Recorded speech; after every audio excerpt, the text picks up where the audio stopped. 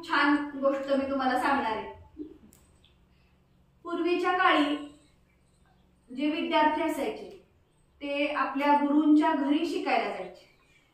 गुरूंच्या घरी म्हणजे आता काय होतं, तुम्ही शाळेत शिकायला येतात, इथं शाळेत सगळी मुलं येतात, मॅडम सर तुम्हाला शिकवतात, बरोबर आहे। पण खूप वर्षांपूर्वी काय असायचं की गुरु असायचे ते जंगलात राहायचे किंवा लांब ठिकाणी राहायचे, आणि त्या गुरूंच्या घरी हे सगळे वेगवेगळ्या गावातले लोक ज्यांना शिकायचे असे अशी मुलं जी होती ती त्या गुरूंच्या घरी जायची। तिथं गुरूंचे काम करायचे, हो जंगलात काम करायचे तिथं, आणि तिथं ती गुरूंकडनं विद्या घ्यायची म्हणजे शिक्षण घ्यायची। तर अशाच एका गुरूंच्या घरी एक मुलगा किंवा त्यांचा शिष्य शिकायला गेलेला। त्यानं तिथे शिक्षण घेतलं बरेच दिवस, आणि मग तिथून तो शिक्षण घेऊन माघारी त्याच्या पुन्हा घरी निघालेला असतो। गुरुजींच्या तो जाता जाता पाया पडतो। काय करतो? पाया पडतो। मग गुरुजींना म्हणतो की आता मी माझ्या घरी जातो। गुरुजी म्हणतात की तू चाललास बाळा, पण मी जाताना तुला एक गिफ्ट देणार आहे, बक्षीस। त्या काळात काय देणार आहे? बक्षीस देणार आहे। हा आरसा धर, तुला काय दिला? आरसा धर तुला। तो शिष्य आरसा घेतो। तुझं काय वैशिष्ट्य आहे या आरशाचं? काय वैशिष्ट्य आहे आरशाचं? तर गुरुजी म्हणतात की या आरशामध्ये जर एखाद्याचा चेहरा बघितला या आरशातून, ती कशी आहे व्यक्ती हे आपल्याला कळणार आहे, हे तुला कळणार। असं कोण म्हटलं? गुरुजी। तो म्हणतो अरे वा खूप छान।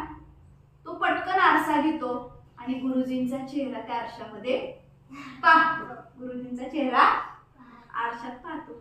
लगेच पाहिल्यानंतर त्याच्या समोर वेगवेगळे गुण दिसतात, आणि त्या आरशाचं वैशिष्ट्य असं होतं की त्यातून अवगुण दिसणार असतात। काय दिसणार असतात? अवगुण, म्हणजे जे वाईट गुण आहेत। गुरुजींचे वाईट गुण काय होते? आरशात बघितल्यानंतर गुरुजींचे बरेच अवगुण शिष्याला कळले। गुरुजी खोटं बोललेले, गुरुजींनी बऱ्याच वेळा फसवणूक केलेली आहे, गुरुजींच्या विषयी असे काही अवगुण त्याला त्याच्यात दिसले। आधी त्याला गुरुजींच्या विषयी खूप आदर वाटायचा, पण जेव्हा त्याला तो आरसा पाहिला तेव्हा त्याच्या लक्षात आलं की आपले गुरुजी फार चांगले नाही। वाईट वाटतं त्याला, गुरुजींकडे बघण्याचा दृष्टिकोन त्याचा बदलतो। त्यानंतर पुढे निघतो, तो आरसा घेतो, पुढे जायला लागतो। वाटेत मामाचं घर असतं, त्याच्यात मामाच्या घरी थांबतो। मामा म्हणतो जेवण करून जा। तो म्हणतो ठीक आहे। जेवण करतो, न्याहारी घेतो, छान थोडा वेळ झोपतो, आणि जाता जाता त्याच्या विचार मनात येतो की बरोबर मामा कसा आहे आपला। लगेच मामाचा चेहरा तो आरशामध्ये बघतो। त्याला कळतं आपला मामा स्वार्थी आहे, आपला मामा चिंगट आहे, आपला मामा खोटारडा आहे, असे गुण त्याला मामाचे दिसतात। इतका वेळ ज्या मामाकडनं त्यानं पाहुणचार घेतलेला आहे, त्याला छान वाटत होतं, त्या मामाकडे बघण्याची दृष्टी त्याची पुन्हा बदलते। तो वाईट वाटतं त्याला। तो तसाच मग काय करतो, घरी येतो, आई वडिलांना नमस्कार करतो, मी आलो सांगतो।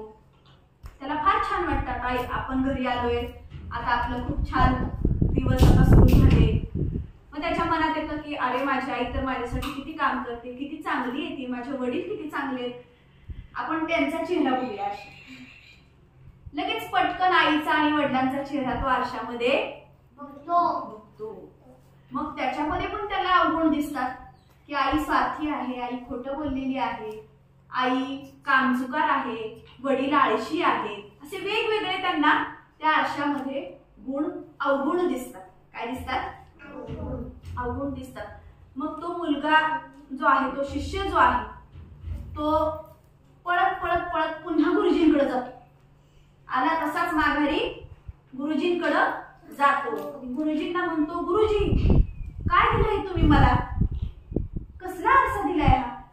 या आरशामध्ये मला माझे आई वडील चांगले दिसत नाही, माझे नातेवाईक चांगले दिसेनात, माझे शेजारी चांगले दिसेनात, शिवाय तुम्ही सुद्धा मला चांगले दिसत नाहीये या आरशातून, असं गुरुजींना तो म्हणाला. गुरुजी म्हणतात अरे थांब थांब थांब, किती बोलशील, श्वास घे. ते म्हणतात बाळा मी हा तुला आरसा दिला. मी काय दिला? आरसा दिला. तू आरशामध्ये सगळ्यांचे चेहरे पाहिलेस, सगळ्यांचे चेहरे पाहिलेस. तू तुझा चेहरा पाहिलास का रे आरशात?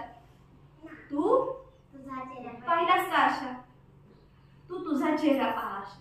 तो पटकन आरसा उचलतो, स्वतःचा चेहरा पाहतो, स्वतःचे अवगुण त्याला दिसतात. कामचुकार आहे, वेळेचा उपयोग करत नाही, खर्चिक आहे, असं बरेच अवगुण त्याला त्याचे दिसतात. गुरुजींना म्हणतो गुरुजी काय सांगायचं हो तुम्हाला यातून? गुरुजींना काय म्हणतो तो, काय सांगायचं तुम्हाला यातून? तर गुरुजी म्हणतात की अरे जेव्हा तू इतरांचे दोष दाखवत असतोस, इतरांचे दोष पाहत असतोस, त्यावेळी तुझ्या जवळ असणारे किंवा तुझ्यात असणारे अवगुण दोष सुद्धा तू पहा. म्हणजे स्वतःचे दोष पण पाहिले पाहिजेत.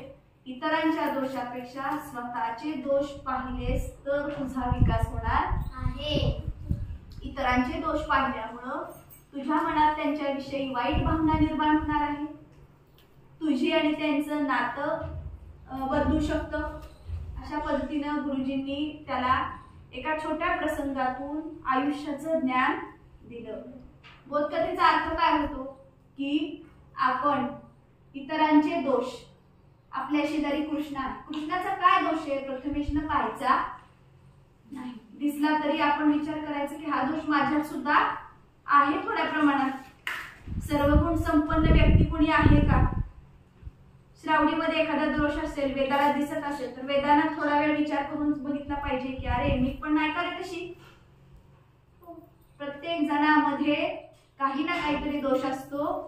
या दोषाचा पण स्वीकार करायचा आणि स्वतःच सुधारणा करण्याचा प्रयत्न करायचा, असं ह्या गोष्टीमधून आपल्याला बोध मिळतो. गोष्ट आवडली का? हो.